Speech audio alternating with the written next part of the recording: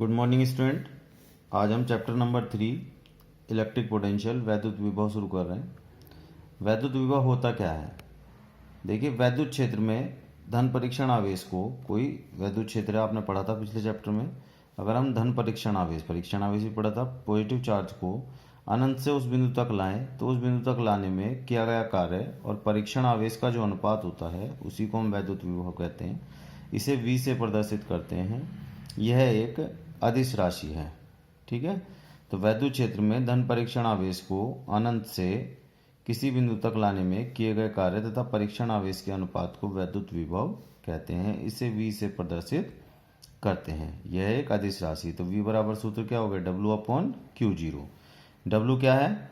W है अनंत से उस बिंदु तक लाने में किया गया कार्य। तो V का मात्रक क्या आएगा? W का मात्रक होता है जूल, Q का मात्रक कूलाम, जूल प्रति कूलाम, जिसे वोल्ट कहते हैं। V का विमेय सूत्र वैद्युत विभव का, W का आपको पता है mL2T-2 होता है और Q का AT होता है। तो यानी हो गया mL2T-3 और e⁻⁻1। अब वैद्युत विभवांतर क्या होता है? देखिए, विभव तो किसी बिंदु पर होगा, विभवांतर होगा दो बिंदुओं के बीच।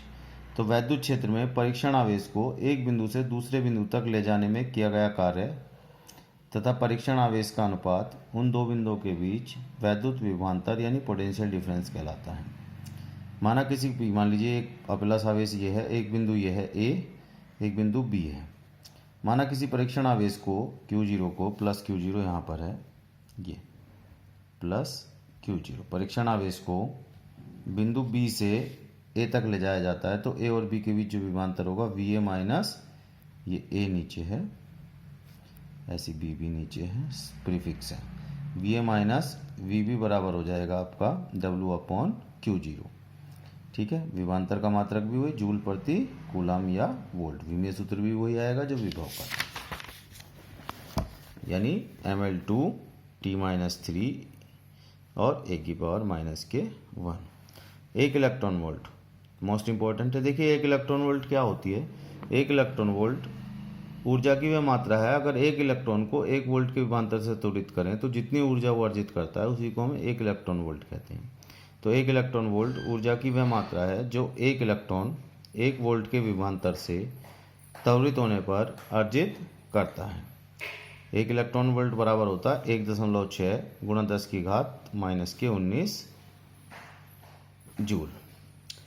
अगर ऐसी क्वेश्चन एग्जाम में एक नंबर में बहुविकल्प पूछा था कि मिलियन इलेक्ट्रॉन वोल्ट क्या होता है, तो 1 मिलियन इलेक्ट्रॉन वोल्ट में मिलियन में कितने होते हैं? 10⁻6 इलेक्ट्रॉन वोल्ट। तो 10⁻6 इलेक्ट्रॉन वोल्ट का मान हो गया 1.6 10⁻⁻19 जूल, यानी 1.6 10⁻⁻ कितना हो गया? 13 जूल।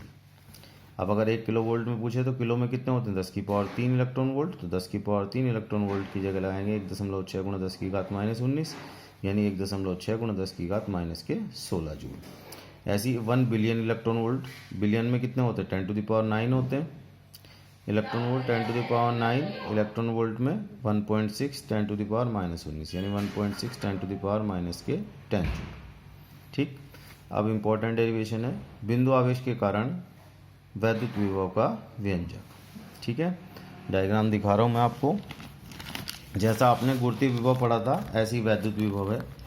मान लीजिए बिंदु O पर प्लस Q आवेश रखा है O, ठीक है। इससे R दूरी पर किसी बिंदु P पर हमें वैद्युत विभव निकालना है। तो P से अनंत तक की दूरी को छोटे छोटे भागों P1, P2, P3, Pn-1, Pn और अनंत में विभाजित कर लेते हैं।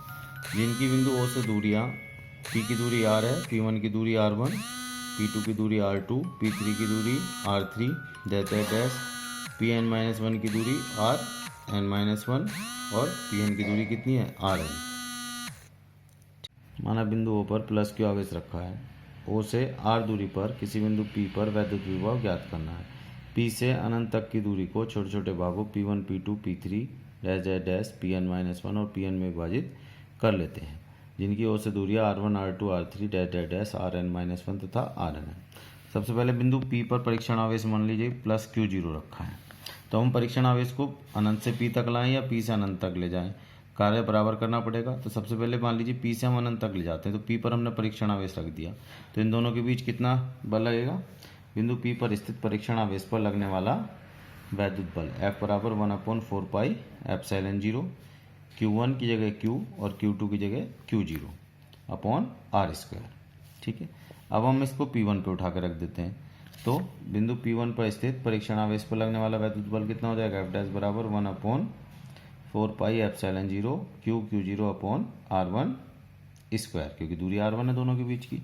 तो बिंदु P व P डैश के बीच लगने वाला वैद्युत बल, तो दोनों का गुणोत्तर माध्य ले लीजिए। F बराबर अंडर रूट के अंदर दोनों की गुणा कर दीजिए F डैश, मान लगाया 1/4 pi epsilon 0 Q0 upon R square, 1/4 pi epsilon 0 Q0 upon R1 square. 1/4 pi epsilon 0 बाहर आ गया, Q0 बाहर आ गया, R स्क्वायर का R और R1 स्क्वायर का R1, यानी दोनों के बीच जो बल लग रहा होगा वो कितना लग रहा होगा? ये लग रहा होगा 1/4 pi epsilon 0 Q0 upon R1। परीक्षण आवेश को P से P1 तक ले जाने में किया गया कार्य। कार्य क्या होता है? बल गुणा विस्थापन। अब विस्थापन कितना हुआ? यही तो विस्थापन हुआ। अगर R1 में से R घटा दें तो विस्थापन पता लग जाएगा।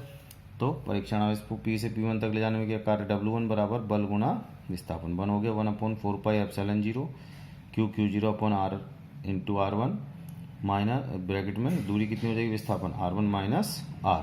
एक मैंने यहाँ माइनस का निशान लगा दिया। माइनस क्यों ले आया? क्योंकि कार्य हम नहीं कर रहे हैं, ये अपने आप जा रहा है। कौन काम कर रहा है? वैद्युत क्षेत्र। हमारे द्वारा किया गया कार्य धनात्मक होता है और किसी और के द्वारा किया गया कार्य ऋणात्मक होता है, इसलिए कार्य वैद्युत क्षेत्र कर रहा है, इसलिए कार्य कैसा होगा? ऋणात्मक होगा।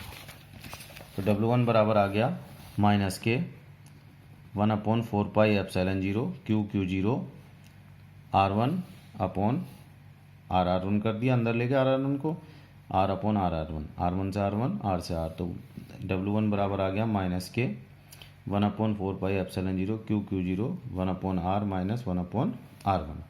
ये आ गया P से P1 तक। अब इसी प्रकार P1 से P2 तक ले जाएं तो देखिए ये चीज़ तो सेम रहेगी। P1 की दूरी माइनस P2 की दूरी हो जाएगी। W2 बराबर हो जाएगा माइनस के 1/4 पाई एप्सिलॉन 0 Q0 P1 की दूरी कितनी? R1 minus 1 R2। इसी प्रकार P2 से P3 तक ले जाने में गया W3 बराबर माइनस के 1/4 pi epsilon 0 Q0 R2 1/R2 minus 1/R3। इसी प्रकार Pn माइनस 1 से Pn तक, तो Wn बराबर माइनस के 1/4 pi epsilon 0 Q0 1/R n minus 1 minus 1/R। अब हम इसको अलग अलग ले गए, यहाँ से देखिए, यहाँ से यहाँ ले गए, यहाँ से यहाँ तक ले गए, यहाँ से यहाँ तक और यहाँ तक चला गया। अगर मैं कहूँ कि यहाँ से यहाँ तक डायरेक्ट कुल कितना कार्य करना पड़ा, तो इन सब कार्य को क्या कर देंगे? जोड़ देंगे। तो परीक्षण आवेश को P से Pn तक ले जाने में कुल कृत कार्य W बराबर माइनस के 1/4 पाई एप्सिलॉन 0 सब में से कॉमन आ जाएगा, Q0 कॉमन आ जाएगा, बाकी देखिए 1/R minus 1/R1 plus 1/R1 minus 1/R2 plus 1/R2 minus 1/R3 dash dash dash plus के 1/R n माइनस 1 और माइनस के 1/R n।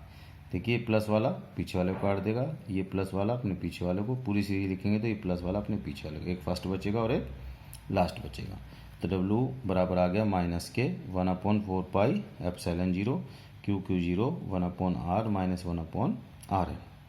समीकरण नंबर 2। अब समीकरण 2 से इसी प्रकार P से अनंत तक ले जाएं। ये तो हम ले गए P से Pn तक ले गए कुल कार्य। अब P से अनंत तक, यहाँ से और यहाँ तक डायरेक्ट देखें। परीक्षण आवेश को P से अनंत तक ले जाने में कुल कृत कार्य W डैश बराबर आ जाएगा माइनस के 1/4 पाई एप्सिलॉन 0 के Q0 1/P की दूरी कितनी? R माइनस 1/ अनंत की दूरी अनंत, 1 ओवर अनंत क्या होता है? 0। तो W डैश बराबर माइनस के 1/4 pi epsilon 0 Q0 upon R।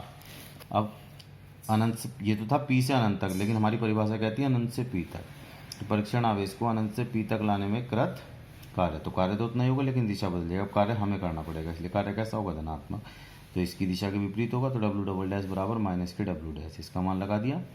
तो ये आ गया आपका W डबल डैश बराबर माइनस के 1/4 pi epsilon 0 Q0 upon R minus minus plus 1/4 pi epsilon 0 Q0 upon R। तो बिंदु P पर वैद्युत विभव क्या होता है? V बराबर अनंत से P तक लाने में किया गया कार्य बटे परीक्षण। V बराबर हो गया आपका W अपॉन Q0। तो W डैश का मान लगाया 1/4 pi epsilon 0 Q0 upon R into Q0 से कूट गया, तो बिंदु P पर वैद्युत विभव कितना आ गया? 1/4 pi epsilon 0 Q upon R। तो Q आवेश के कारण R दूरी पर जो वैद्युत विभव का सूत्र होता है वो होता है 1/4 पाई एप्सिलॉन 0, ठीक है, क्यू अपॉन आर। यहाँ आपको ध्यान रखना है, धनावेश के कारण जो विभव होगा वो धनात्मक होता है और ऋणावेश के कारण उत्पन्न विभव ऋणात्मक होता है। ये आपको नोट है। Thank you.